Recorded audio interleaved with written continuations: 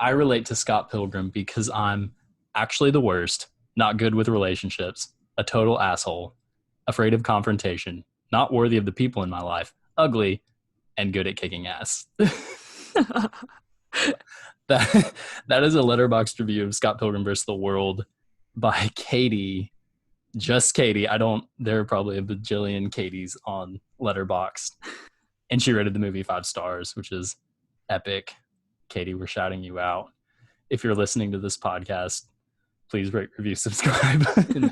Anything else? To Katie. Anyway. Well, anyway, I am Olivia Clement. I'm Isaac Sims. This is Flyover Film Show, a podcast about movies from the perspectives of two people who live in places oft forgotten by Hollywood. We keep up with the goings-on in Hollywood, but remain very much grounded in Midwest America. And although we can't just up and move to LA, we can still share our love for movies with our friends and family. And today we are doing the second episode in our Scott Pilgrim versus the World series. Today's episode is going to specifically focus on the reception of the movie to the world at large in 2010 and possible reasons why it was a box office failure. The title of this episode is it's convoluted. I'm reading it now. Scott Pilgrim's reception versus the world of 2010. which works. It works, yeah. Before we jump in, Olivia, I was going to ask you, have you watched any good stuff this week in quarantine? In quarantine this week, I have watched, I feel like I haven't watched really movies. I started The Watchmen, which we've discussed, which is cool because it's set in Tulsa, which is 2 hours from here, from where I live. So that's been really interesting. And then Avatar: The Last Airbender finally came on Netflix. So yesterday the cartoon, the cartoon, not the movie. I've never seen the movie. I thought I actually forgot there was a movie for a second, but just had to clarify for our listeners. Yeah. Not Avatar, the James Cameron movie. Not the James Cameron movie. Not the James Cameron movie, the show that was on Nickelodeon. Yeah, I watched... Nor the M. Night Shyamalan movie. No. I watched 30 episodes yesterday. Okay. That's all I did. So, yeah. Nice. What about you? What have you been watching? We watched the Minority Report last night, Steven Spielberg 2002 movie. I have heard a lot of good stuff about this movie, but I was very disappointed. It had kind of a weird narrative, technically and world building wise, and the aesthetic and set design. All that's really cool, but overall, I was very just kind of frustrated the whole time. It kind of and there's a scene, I told Jessica about this morning. There's a scene that looks exactly like the scene in Attack of the Clones where they're going through the conveyor belt, Anakin and Padme, and all the machinery is coming down on top of them, barely missing them. Minority Report and Attack of the Clones came out the same year, within a month of each other. It's crazy. And I looked it up, and obviously Spielberg and Lucas are friends. Sure. But I was just like, did one of them had to steal it from the other? Right. So I'm going to dig into that more. Nobody cares, but I thought it was interesting. And then we rewatched Parasite 2 days ago. Oh, nice. How is it? Was that your second time watching it? Second time, yeah. Okay, how was it on the rewatch? So good. Sublime. I love it. Good. Well, okay, that's our flyover film update from what we've been watching recently. So let's jump into Scott Pilgrim versus the World of 2010. Yes. Olivia, where were we in 2010? What was your life like? And then I can share a little bit what was going on with me. All right. So in 2010, I was living in Fort Smith, Arkansas. I was finishing up the 9th grade, starting the 10th grade. So I turned 16 that year. And I'd been living in Fort Smith for a little over a year. Most of my life was focused on basketball and school and church. Is also the first year I was going to be in high school, physically at the high school. So that was a maybe not a culture shock, but just a shift for me. And then, yeah, I pretty much just hung out with my teammates and friends from church, and that was what my life looked like. Nice. What did 15-year-old Isaac? What did his life look like? 15-year-old Isaac, the highlight of his summer was going to see Scott Pilgrim vs. the World in August. Naturally. I was living on Pleasant Court with my family. At that point, I'm trying to remember. I was the oldest in my house at that point. I have a huge family.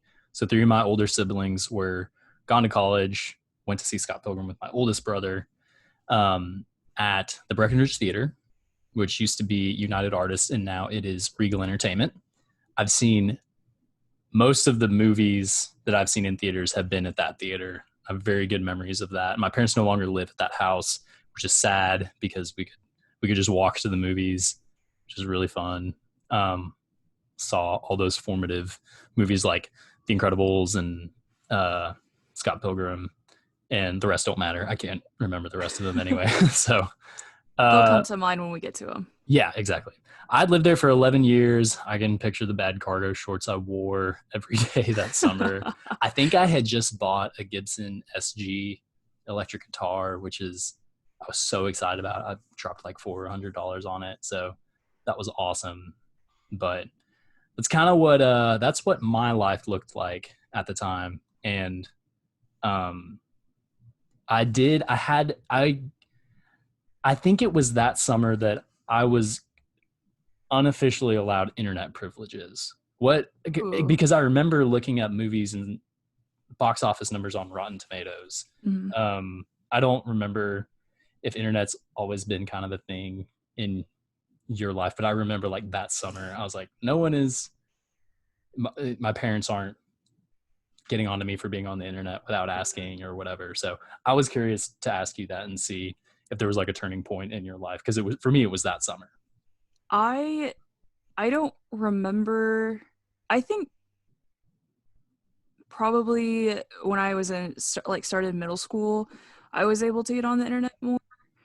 Most of the time though, I was playing games, often on websites that would somehow create or like add a virus to the computer. So or I was watching like YouTube, like videos on YouTube. Like it was always typically music videos.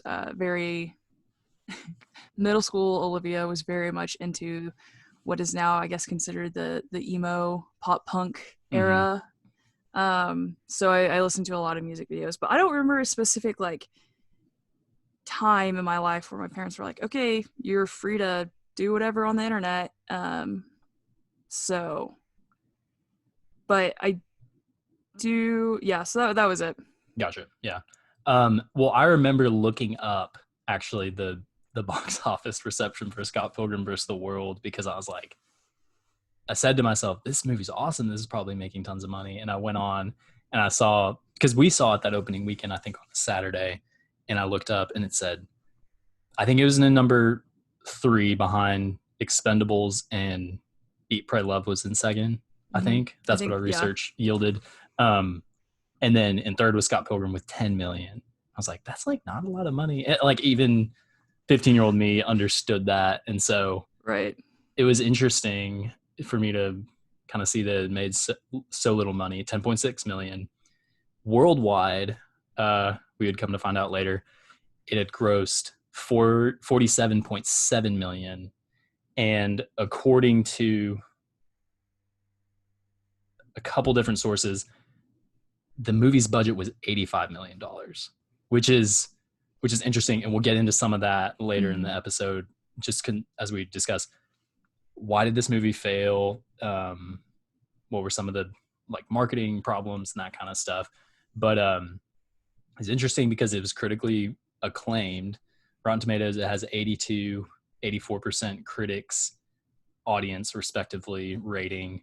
On IMDb, it has 7.5 out of 10. Cinema Score, A-, like all these very high ratings. And obviously it's very well crafted and intentional, like we talked a little bit about last week. But yeah, this is a very interesting, one of the interesting components of why we're doing 8 episodes on this movie and not 2. There's all these different components, and the reception is one of them. So we're just going to hit that right off the bat. Do you remember being surprised that it failed at the box office? I'm gonna be really honest with you. It was not on my radar at the time when it was released. Now, in retrospect, it's kind of surprising. Like us talking about it now, it's surprising to me. But yeah, as a 15-year-old, I remember it coming out, but that was it. What you said you were surprised? Yeah. Yes, I was surprised. Like, were you surprised once you saw the movie to learn that like it flopped? Yes. Yeah. Okay, gotcha. So after we watched it, uh, senior year of college, I learned that it had basically bombed at the box office. I was surprised by that because it's such a fun movie. It's really funny. And of course they people didn't know most of the actors at the time, but the actors are all great. It's a great cast. So yeah, I was surprised once I had actually seen the movie. Yeah, it is a very, very interesting case. I know it wasn't on your radar at the time. Did you know anyone? Did any of your good friends go see it in high school? Maybe I don't. None that come to mind. None that It come to was the same for mind. me in that like I saw it, but none of my friends saw Yeah, it. They either weren't maybe interested or yeah. So maybe Dish saw it. I don't know. yeah, past and future guest. Not even past. We've had 2 episodes of this Not fast. podcast. Hopefully, I bet he would. He Yeah, would. yeah. I think yeah, he would for sure. What else is playing in theaters at the same time? Expendables that Yes. weekend Yeah. made 34.8 million. Eat Pray Love made 23.1 million. Have you I've seen Expendables. Have you seen Expendables and or Eat Pray Love? I think I actually did go see Eat Pray Love, but I have no memory of it. I think it was really geared towards white women in their like 40s who just got divorced. That's what I think it was geared towards. It was I don't know why I saw it as a 15-year-old. Gotcha. Yeah, So, I have not seen it. Um I am a big fan of Julia Roberts, and James Franco's in it. Javier Bardem is in it, and Billy Crudup. But yeah, it's I both of those movies. It's ironic that both of those movies were more successful than Scott Pilgrim because they were very much more traditionally mass marketed to a certain mhm, demographic. Whereas Scott Pilgrim, that was one of the things that it really kind of failed to do. mhm. And in my opinion, is kind of in the shadow of some of its stars past or not past, but most recent movies. So we're gonna get into some of that stuff. But yes, so that's what the top 3 look like that weekend. Um, what other movies came out in August of 2010? So in August of 2010, the other movies that came out that month were The Other Guys, I Saw the Devil, Vampires Suck, Secretariat, Piranha 3D, Takers, The Last Exorcism, and The American. I saw I for the life of me I cannot remember whether or not I saw Secretariat in theaters. I think I saw it at home. Um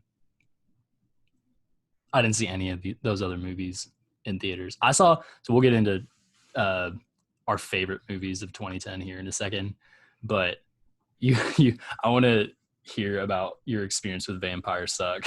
Yeah, so I saw Vampires Suck. For those of you who've never seen that movie, it's basically it's filmed in the same vein as like the Scary Movie franchise, where it's just making fun of all of the like vampire movies that came out in the years leading up to that. It's a bad movie. But primarily spoofing Twilight. Yeah, it's Yeah. primarily spoofing Twilight. The main guy, I think it's Matt Lautner. who voices Anakin in the animated series Clone Wars. I think he plays in it as the main vampire, but it's spoofing Twilight, and I saw it with a couple of my friends.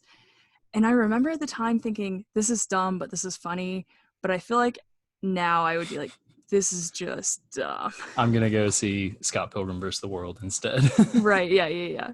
The top grossing movies of 2010 were Toy Story 3. I wish that we had put the how much budget. Each of them grossed. Yeah. But the top 10 were Toy Story 3, Alice in Wonderland, Harry Potter and the Deathly Hallows Part 1, Inception, Shrek Forever After, Twilight Eclipse, Iron Man 2, Tangled, Despicable Me, and How to Train Your Dragon. That was a really good top 10 for animated movies. Yeah, that's what I thought whenever I was looking at this list earlier.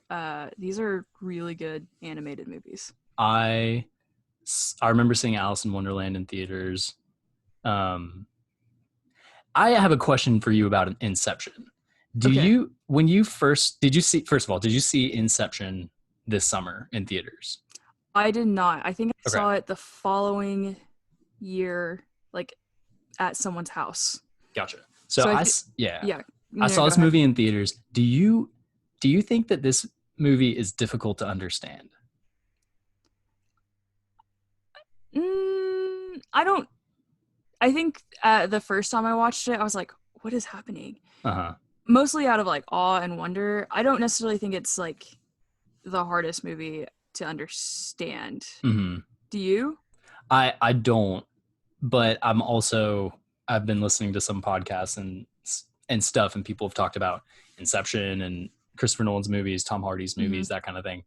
And I just remember very vividly enjoying the movie a lot, and talking to some of my friends afterwards, and they were like, well, what is, like, we agreed that the ending was ambiguous, but a lot of them were like, I didn't get what was going on. And it wasn't like they were on their phones or anything. We were in the theater, and this huge, massive IMAX is right there.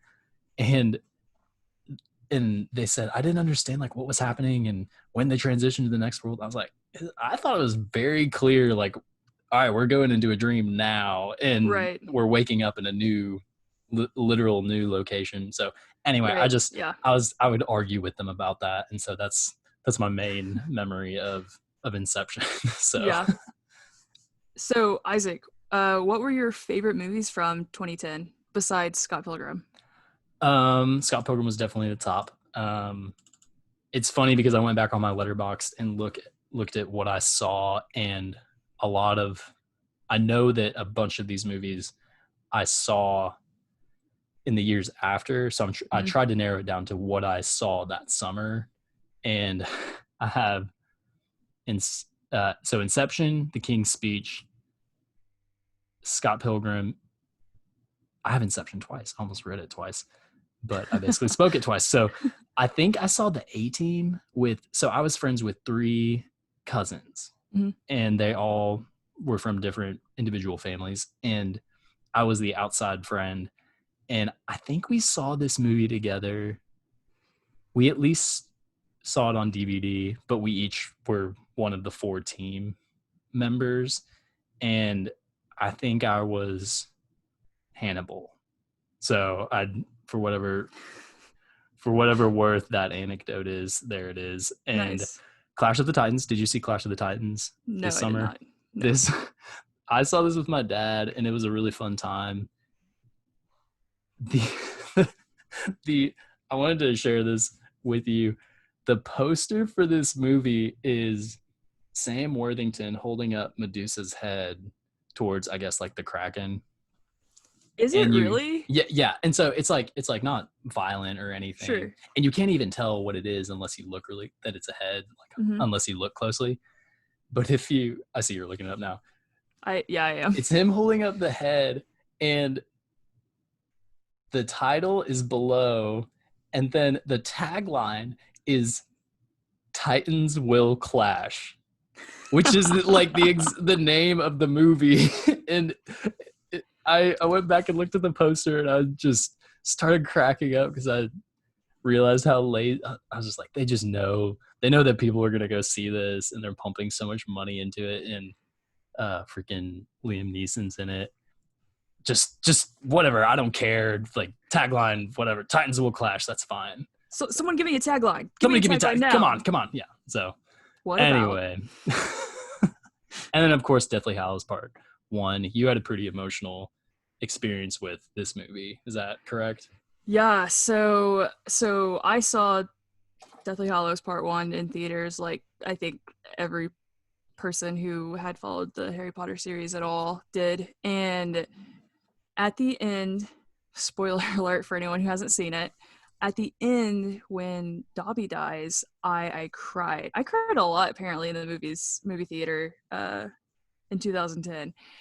But I cried at that part. So that was one of the movies I saw that year. And then I also saw Toy Story 3, which was emotional for me. It's a freaking emotional movie. It's a freaking emotional movie. Toy Story, that franchise was one of my favorite franchises growing up.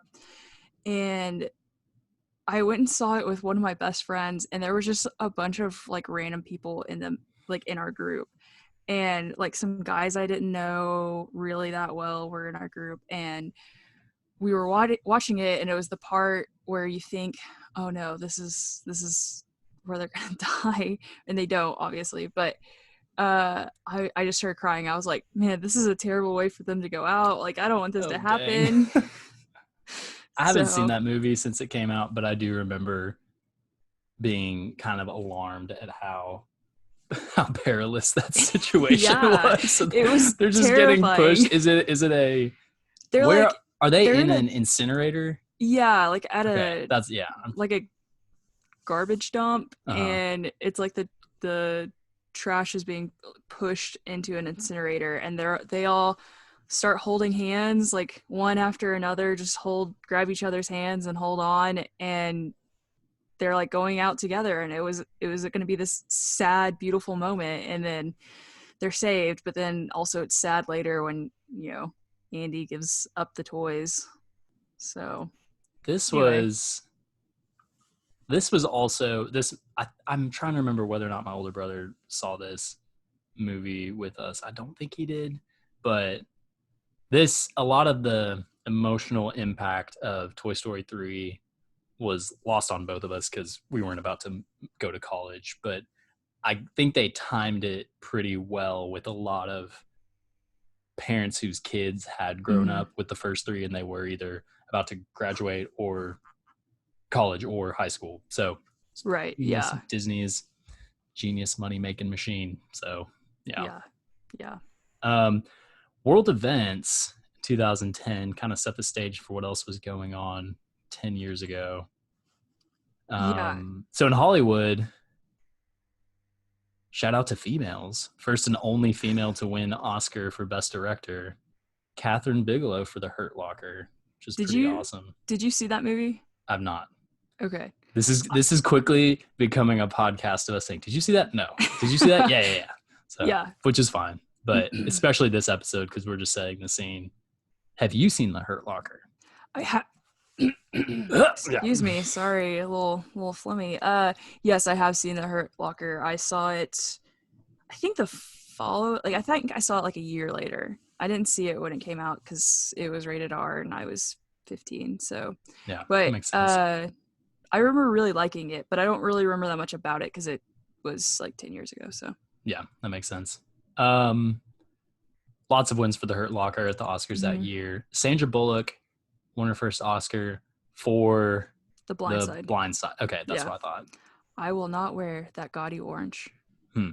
Best line. Great line. That's what won. That's what locked it down for her. We stand Sandra Bullock. That's right.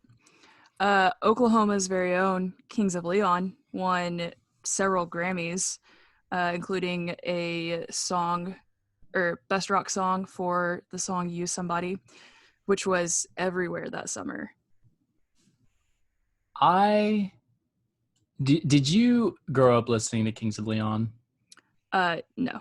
Okay. I didn't know whether or not you did because you grew up like a good chunk of your life in Oklahoma, so I just didn't know. No, I would listen to their songs, but "You Somebody" was played on the radio so often that I was just like, I was over it. Mm-hmm. But I do know, like, I grew up with like their cousins, because some of them, like, two of them I think are related somehow, either brothers or their cousins, but a couple of their cousins like grew up with me. So nice. Okay, cool. Anyway, a couple other things. Barack Obama was in his first term as president, and which feels like so long ago.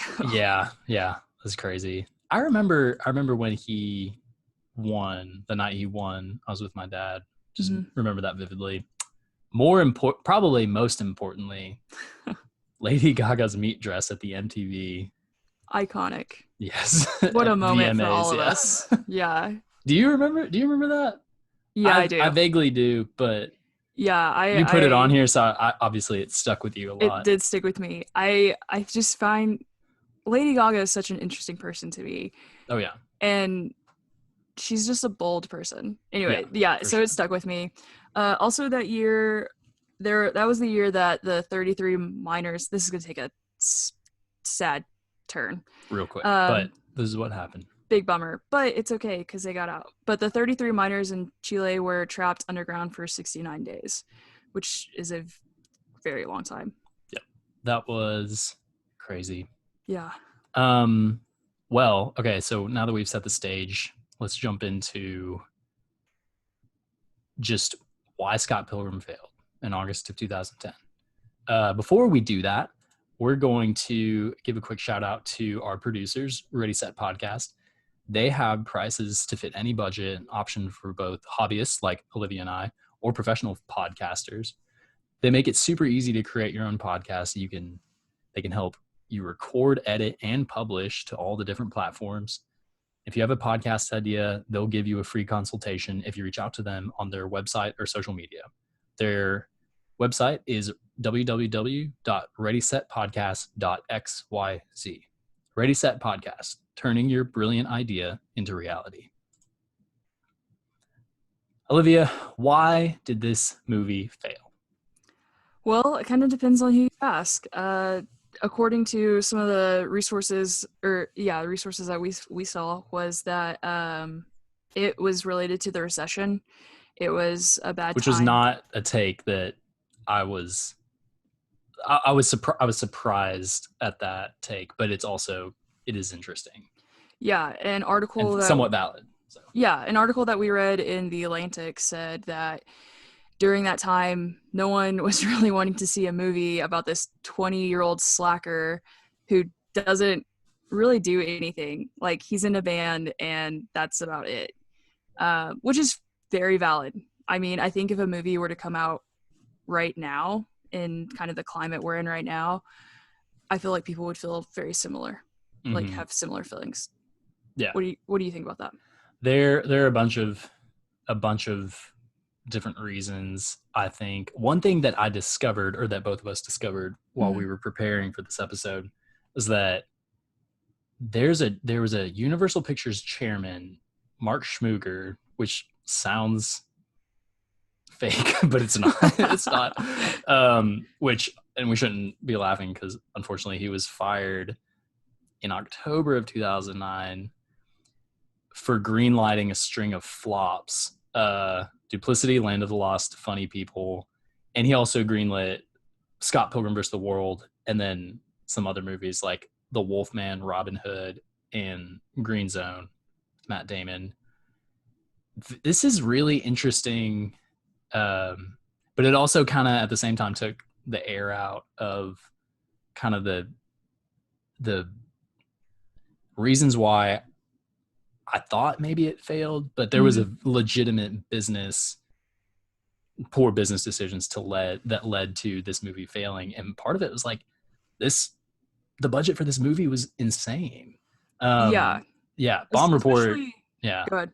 I was just going to say Bomb Report said that the movie's budget was 60 million, but other sources say 85. So we don't know how that was divvied up, but apparently Regardless. the Wolfman, Robin Hood also had huge budgets too. So clearly there was just mismanaged finances throughout throughout those couple years.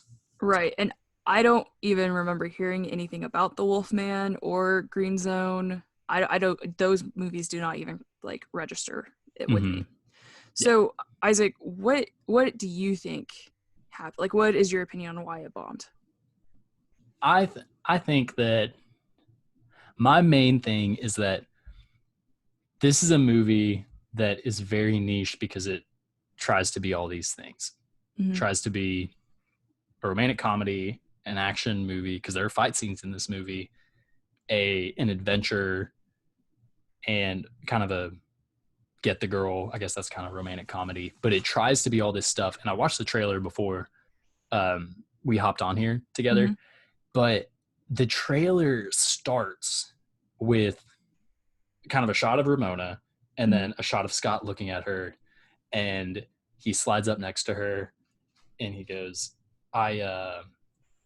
he goes, hi. And she goes, just looks at him and he goes, I'll leave you alone forever right now. And has this very strong, like this looks like Nick and Nora part 2. And Nick and Sure. Nora's Yeah. Infinite playlist came out 2 years before that. And but then the second half of the trailer, after all that, after he's telling his friends, I met this girl named Ramona Flowers. The second half of the trailer is like intense, not intense, but like the fight scenes and the fast paced and the swords and all that stuff. And it's, if you, I could see that a lot of people, if they had seen that trailer, and that was just one trailer, we didn't psychoanalyze all of the Scott Pilgrim clips and marketing materials and trailers, but that first trailer, I would have been like, what is this a romantic? This is a romantic comedy, and I'm probably not going to want to go see it because at that point I wanted to see the the adventure and action movies. Titans So I clashing. think it was just Titans will clash. So I think it was, you just couldn't mass market this movie, which is good because you and I like those kinds of movies. We like the unique, kind of interesting flavor that's not for everyone, but and there's a way to make them succeed, Mm-hmm. but clearly Universal just didn't know how to market this well. So yeah. Yeah. Yeah, no, I agree with you. I think that for a lot of people, because it felt like Michael Cera was just in movie after movie after movie, kind of playing the same character. I mean, I love Michael Cera. That I'm not trying to like bash on him, but it felt like he was just kind of playing the same character over and over again. So I can see where people were like, "This is Nick and Nora's Infinite Playlist Part 2. It's just him playing the same kind of like dorky guy." So yeah, I agree with you that it's hard to market this when it's all over the place like that. Yeah. And I don't think So yeah, go ahead. I interrupted you.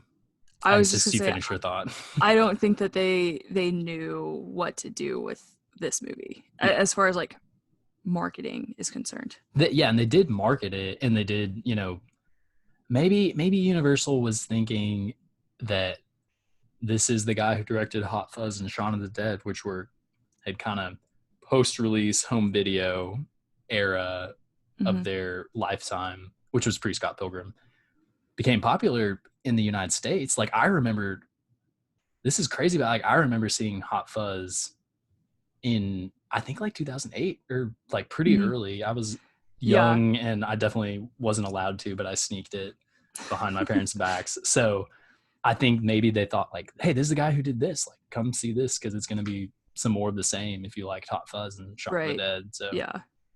So, do you think it would have worked better as a series? um, I I don't think it would have worked in 2010. I Okay. think this movie was kind of ahead of its time. Maybe as a 2016 Netflix series. Mm-hmm. There are, you know, one of the things that we're going to talk about next week is that this movie's jam packed with so much content and material that it's based on. Mm-hmm. And one of the things that I think the movie does a disservice to is the Canadian setting. And Mm-hmm. what I mean by that is it's set in Toronto, and Toronto's, as we discussed, was like one of the huge filming locations. Deadpool was filmed there. It's one of the huge filming locations in North America because they have good tax incentives. It's a great city. It's cool. And they portray it as the grungy nightlife. And that's one thing that works against the movie. But I think that if in a series you could explore that pretty well. You could explore the good, like the beautiful parts of the city, the grungy parts, the suburbs, all of that. And you don't get a lot of memorable scenes or locations specifically. You have some interesting set pieces, but not interesting specifically locations. So anyway, yeah, I feel like it would probably work better as a animated series, just because the comics are so cool. I mean, and I also am partial to animation anyway, and drawing, anything like that. And I think what you said about it being a series in like 2016 that's an interesting thought, because that's also around the time all those DC shows were really picking up steam on the CW, which Brandon Routh is in. So I think that maybe it probably would have worked better as a series at that point in time as opposed to 2010. So if you were to go around and market this, how would you do it? Would it be different than what they did? You have to commit to one of the genres for sure. You can't, and what I would have done is like I would have put this movie up as a straight adventure, because that's what I mean. No, so Shaun of the Dead was a comedy, but it's an adventure, and Edgar Wright's good at comedy. Hot Fuzz is the same way. You have those quick cuts, you have them running, you know exactly what it is, and it's okay with if you had marketed a movie like Scott Pilgrim and you knew you were able to define this is an adventure, but at the heart of the adventure is the story of Ramona and Scott. And the movie was presented as this is the story of Ramona and Scott, and there are going to be a bunch of fight scenes, right? Which I'm sure threw a lot of people off. So I would have just marketed it as an adventure with romance, because those work a lot better than romance with a little bit of adventure, or like that's basically a drama. So yeah, I agree with you on that. I feel like I don't really have anything to add to that point. Yeah, one of the things that we jumped past kind of quick is like when you were talking about Michael Cera is I just, and we'll talk about this on another episode where we rank the characters in this movie, but he is not very convincing as an action hero, which is we like him in this movie, but I just, again, I think that the Nick and Nora shadow loomed very, very large when they brought Michael Cera in to play Scott. And it's fine, because I'll watch this movie once a month like Eric Pham does, but it's interesting. We'll talk about that a lot more on future episodes. So yeah. So Isaac, why is it so popular now? Streaming. Yeah. Do you think there are any other big reasons? I mean, it's on Netflix right now, and I wish that Netflix released their numbers to see. I wouldn't be surprised if this movie was one of the most viewed pieces of content that was released a decade ago. Right, because I think if you are a fan of Arrested Development, this movie is going to pop up in your suggestions for you kind of thing, or nerdy stuff for lack of a better word.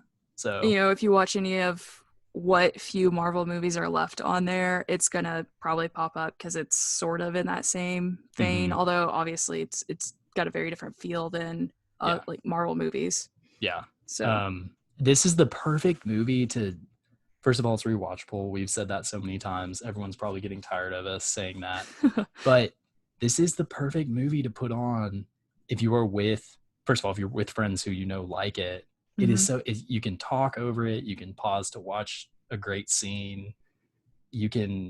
it's just the best. And this has one of the crazy things about its resurgence is Letterboxd, which was created several years ago. I don't want to say specifically because I don't know off the top of my head, but really popular movie aggregate site where you can list and record everything that you've watched.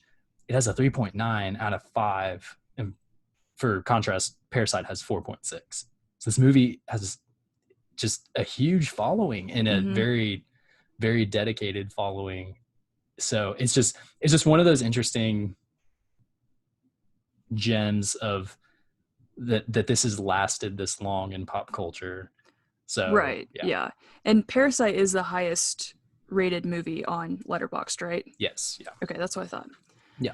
So it's not close to Parasite, but Parasite definitely is a masterpiece, and Scott Pilgrim is not quite a masterpiece, but it is real good, as I like to say about stuff. So yeah, Isaac, thank you for discussing the critical and financial reception of Scott Pilgrim versus the World with me today.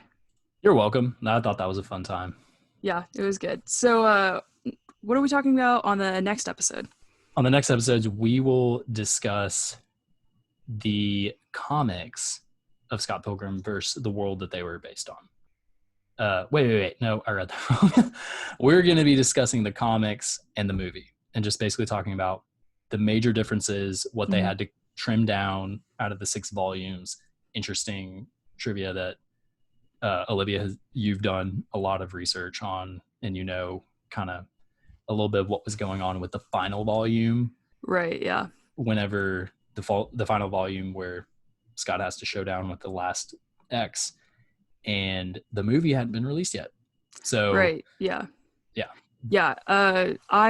I'm a big fan of trivia. I like looking up trivia. It's, for some people, they love it about me. Some people, I'm sure, find it to be really annoying. But I'm very excited to talk about the comics compared to the movie. Anyway, so I'm looking forward to it. If you've made it to the end of this episode, thank you so much for listening. Please remember to rate, review, and subscribe to wherever you're listening. Share this with your friends and family. If you know anyone who loves Scott Pilgrim or just movies in general, we would greatly appreciate that. And be on the lookout because we are going to post on our social media pictures of 2010 Isaac and Olivia compared to what we look like today. No. And I found this terrible picture of me. Oh, it's such a great pic of you. Yeah, it is awesome. Can't wait to share it with everyone. So this is Isaac from Arkansas signing off. This is Olivia from Oklahoma signing off. This has been Flyover Film Show. Cue the music. Goodbye. Peace out.